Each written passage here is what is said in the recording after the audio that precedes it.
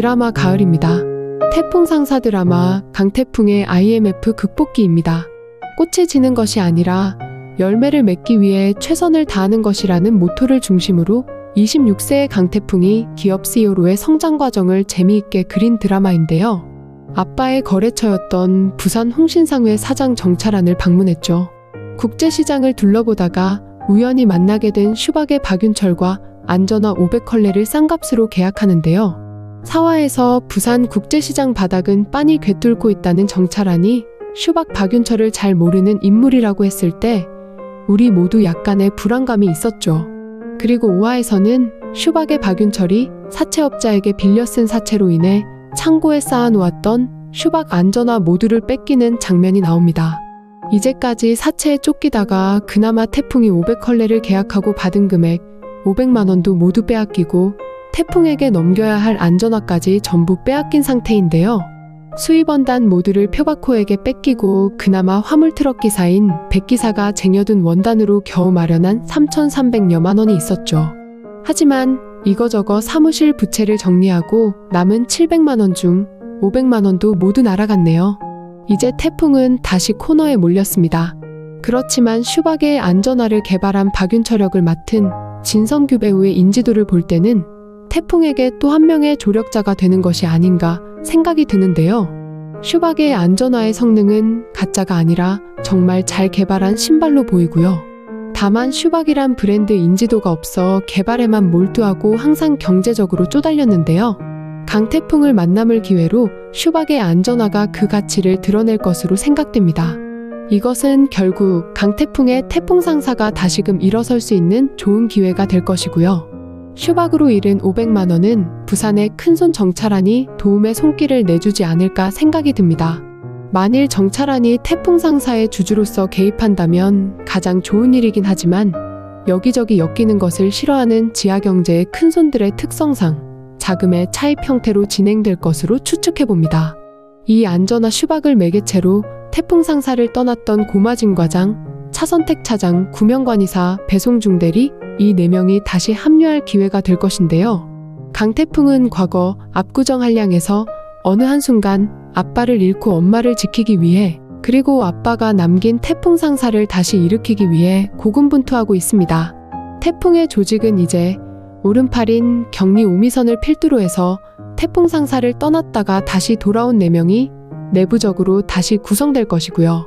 외부적으로는 물류운송의 화물트럭 기사 백기사, 수입물품 보관창고를 위한 합동물류회사 최사장, 부산 지하경제의 큰손, 정찰안이 태풍 상사의 중요한 조력자로 이제 태풍의 인맥이 구성되고 있습니다. 또 부산 방문에 우연히 만난 슈박의 박윤철이 합류함으로써 슈박의 안전화가 태풍 상사의 주거래 아이템이 될 것인데요. 태풍이 다시 시작한 새로운 태풍 상사는 이렇게 다시 태어날 것으로 보이네요. 하지만 태풍 상사가 건재하는 한 표상선의 표박호와 표현준의 견제가 만만치 않을 건데요. 표박호는 항상 태풍 상사를 노리고 있죠. 표박호가 하실장을 시켜 병원에 있는 강진영을 제거했지만 완전 정리될 줄 알았던 태풍 상사를 아들 강태풍이 다시 일으키고 있으니 표박호의 눈에 여간 거슬리는 게 아닙니다.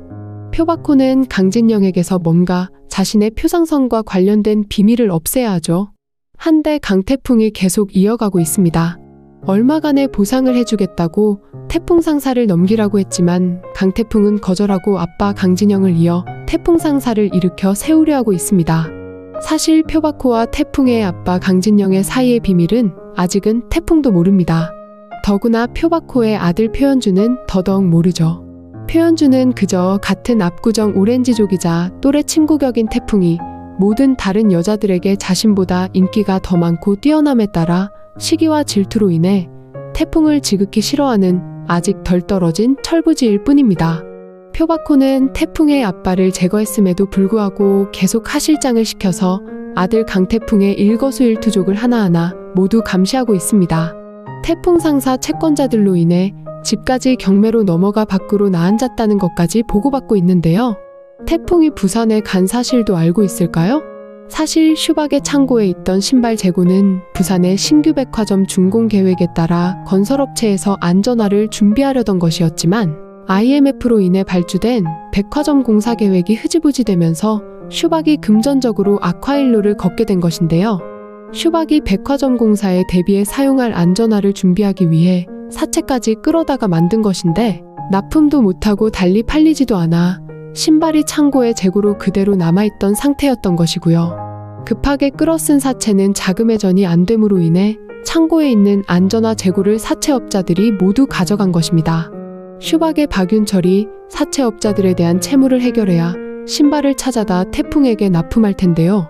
그런데 이 사채업자가 창고에 있던 슈박의 그 많은 재고들을 가지고 간 뒷배경에는 강태풍의 뒤를 항시 주시하고 있던 표바코와 표현준의 개입이 있었다고 보여지네요. 어떻게든 태풍이 태풍상사를 일으켜 세우는 것을 막아야 하기 때문이죠. 태풍상사와 표상선 사이에 얽힌 비밀이 드러나선 안 되기 때문인데요. 표바코로서는 필사적으로 강태풍의 태풍상사를 없애야 하는 입장입니다. 하지만 태풍에게는 다행히도 큰손 정찰안이 있고요. 정찰안도 그 내용을 알게 되죠. 정찰안에 도움이 있으면 사채 일부를 해결하고 신발은 받아올 수 있겠네요. 이제 태풍은 슈박으로 인해 슈박의 안전화는 태풍상사의 판매 주요 상품이 되는 것이고요. 국내보다 우선 해외 수출만 잘 된다면 태풍상사가 일어서는 것은 한순간이 되겠네요. 당시 IMF 구제금융화에서는 원화의 약세로 인해 달러가 두세 배의 효과를 주는데요. 예전 신발 한 컬레 가격이 국내 가격 3만원에 팔던 것을 수출 단가 30불에 팔렸다면 지금 IMF화에서는 원화 가치의 하락으로 한 컬레를 팔고 나면 국내에서 그 높아진 달러 가치로 인해 원화로 5만에서 6만원이 된다는 것이죠. IMF 이전에 수입한 원단이 지금 원화로 수입하려면 두세 배 가격인 것을 생각하면 수출기업은 무조건 2배 장사를 하는 것입니다. 그 당시 국제무역은 거의 모두 달러로 결제를 했습니다. 미국이든 유럽이든 아니면 동남아시아, 중동 할 것 없이 모든 거래를 은행에서 달러로 수출입 거래를 했었는데요. 당시는 유럽의 유로화조차도 출범 전이었기 때문에 국제무역에서는 달러가 세계 통용화폐였던 시절이었죠. 일단 우리나라 어떤 기업에서 어느 쪽으로 수출을 하든 달러의 상승세가 수출업체 쪽에서는 유리한 셈이었고요. 반대로 수입업체들에게는 큰 손실을 가져오게 된 것입니다. 이제 태풍의 태풍상사가 슈박으로 인해 다시 일으켜 세울 수 있는 기회를 슈박의 박윤철이 제공하는 것이 되겠네요. 사실 슈박의 박윤철도 국제시장에서 32년이나 된 소규모 신발 공장을 아버지로부터 물려받아 자신이 운영하던 입장이었습니다.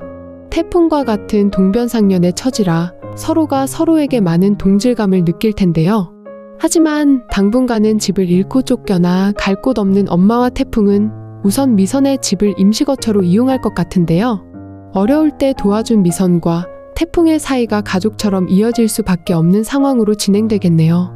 이제 태풍상사에서 우리의 주인공 태풍은 대담하게 사업을 벌여나가고 그 세부적인 이해득실은 숫자에 대한 개념이 천재인 직원, 오미선이 꼼꼼히 들여다보고 크로스 체크해 나갈 수 있어 태풍상사의 앞으로가 기대됩니다. 철저한 양심맨이었던 아버지 강진영의 태풍상사보다 압구정 오렌지족 천방지축이었던 강태풍의 대담한 기업 운영이 서로 비교되면서 앞으로가 흥미진진한데요.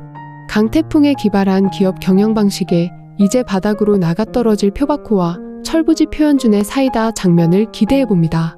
오늘도 재미있게 보셨다면 좋아요와 구독 부탁드립니다. 감사합니다.